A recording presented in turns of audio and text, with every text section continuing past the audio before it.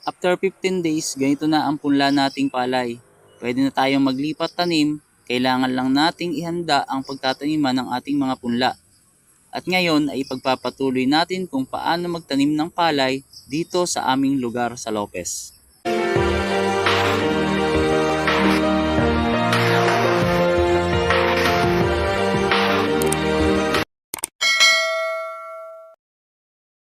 What's up guys?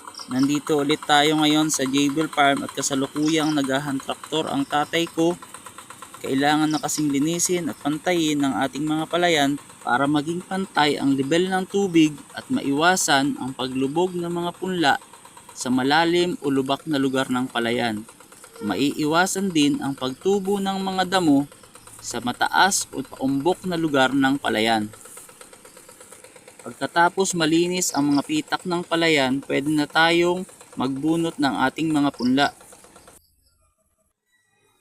Dahan-dahang binubunot ang mga punla at bahagyang hinahagpos ang putik sa mga ugat nito. Kailangang mailipat tanim ang mga punla sa edad na 15 days hanggang 30 days. Napakaganda ng ating mga punla kasaka dahil yan sa mga nabulok na damo sa ating punlaan na mataas sa nitrogen. Kaya berdeng-berde ang mga dahon ng ating mga punla. May isang teknik pa pala kasaka kung paano matagkal ang putik sa mga ugat ng ating mga punla.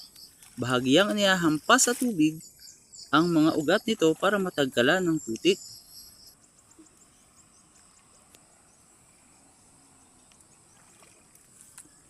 Tinatalian ng dahon ng buli ang mga punla kapag sakto na ito sa dami para hindi mangalat sa ating palayan sa paghahakot ng mga ito. Pagkatapos bigkisin ang mga nabunot na punla ay hayaan lang na nakababad ito sa tubig para hindi matuyo ang mga ugat.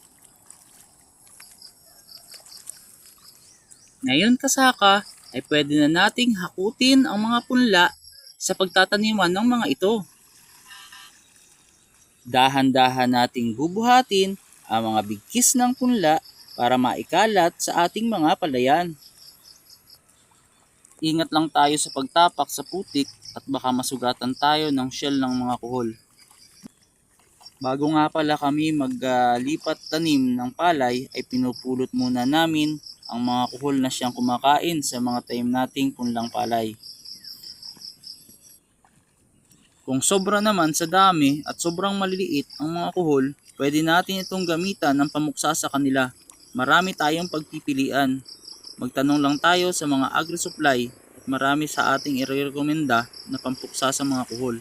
Pero the best pa rin ang paggamit ng natural method sa pagpuksa sa mga kuhol.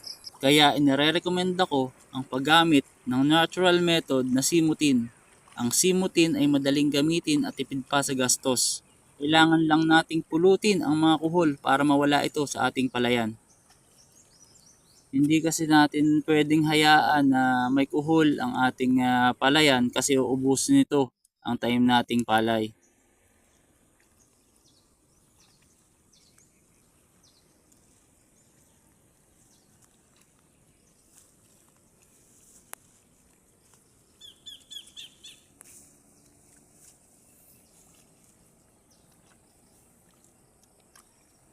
Eto na at nagtatanim na tayo ng palay. Dahan-dahan nating itutusok sa putik ang mga ugat nito.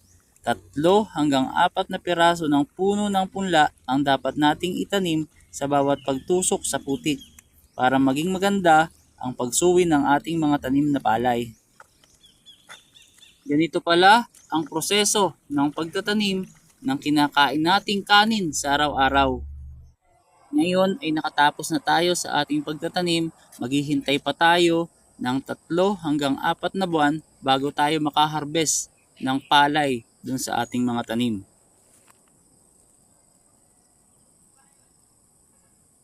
Sa susunod na episode, papakita natin kung paano mag-harvest ng palay. Thank you for watching!